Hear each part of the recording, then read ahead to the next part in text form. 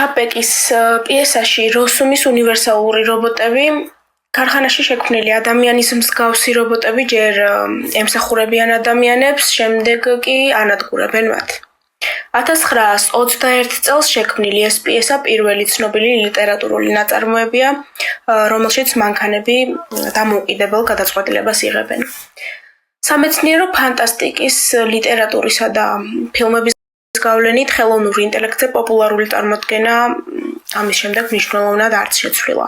მიუხედავად იმისა, თუ ბოლო წლებში რასის სწრაფით ვითარდება მისი გამოყენება ყველა დარგში, იქნება ეს სამეცნიერო კვლევები თუ გასართობი ინდუსტრია.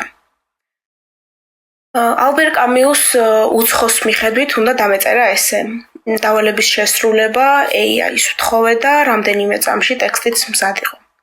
ინგლისურიდან ქართულად Google-ით ნათარგმნი ძალიან სისულელე გამოდიოდა, თან შეცდომებიც დაუშვა, მაგალითად მთავარი გმირის სახელი შეეშალა, ამიტომ ესე თავად ვთარგმნე.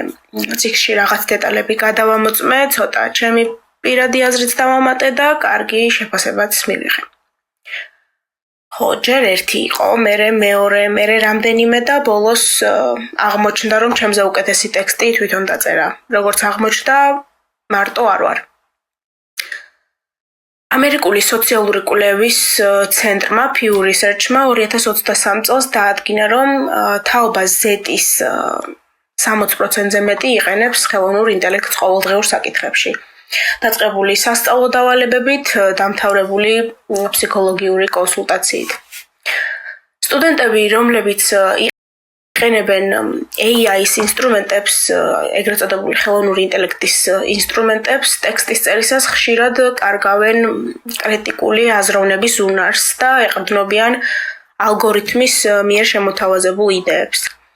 ფსიქოლოგებიც საუბრობენ ეგრეთ წოდებულ ინტელექტის პასიურობაზე, ანუ როდესაც ინდივიდი მეტად ეყრდნობა და ენდობა მანქანას, ვიდრე საკუთარ ინტუიციასა და მოსაზრებას.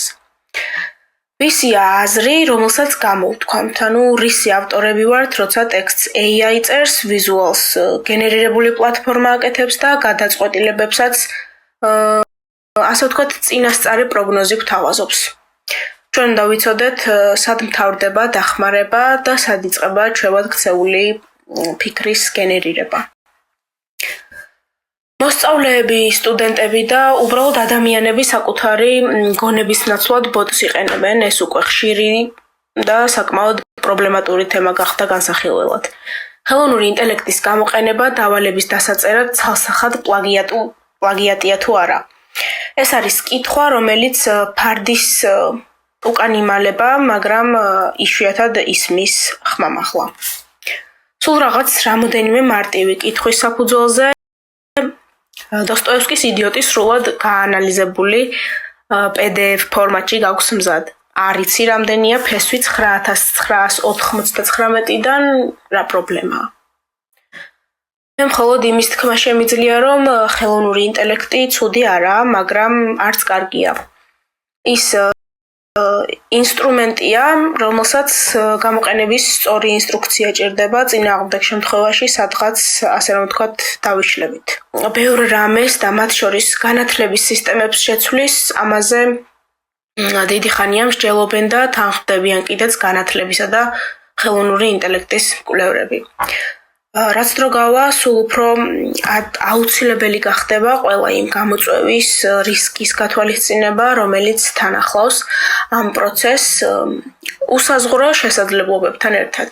ხელოვნური ინტელექტი ადამიანის ტვინის მსგავსად მუშაობს, თუმცა მისგან განსხვავებით AI შესაძლებლობები ულიმიტოდ მზარდია. ეს მხოლოდ დასაწყისია შეუქცევადი პროცესი, რომელიც დიდი ხანია უკვე დაიწყო. ეს ყველაფერი ცოტა ფუტურისტული ფილმის სცენარი იქნებოდა 2000-იან წლებში, მაგრამ დღეს რეალობაა, სადაც მთავარი პერსონაჟები ჩვენ ვართ. კითხვა კი რჩება, გავხდებით თაობა, რომელიც აზროვნებას, ფიქრს ჩაანაცვლებს სწრაფად გენერირებული პასუხებით, თუ ვიქნებით ისინი, ვინც ტექნოლოგიებს ჭკვიანად გამოიყენებს და საკუთარი აზრის ავტორებად დავრჩებით. არჩევანი ჩვენზეა და რაც მთავარია, უნდა გვახსოვდეს. ბოტი არ გამოგეხმაურება შენს რეალურ გრძნობებზე, ყოველ შემთხვევაში ჯერ მაინც. თუკი ბოტები არ ჩაგვანაცვლებენ და ინტერნეტი არ გაწყდება, შევხვდებით მომავალ კვირას, ისევ 8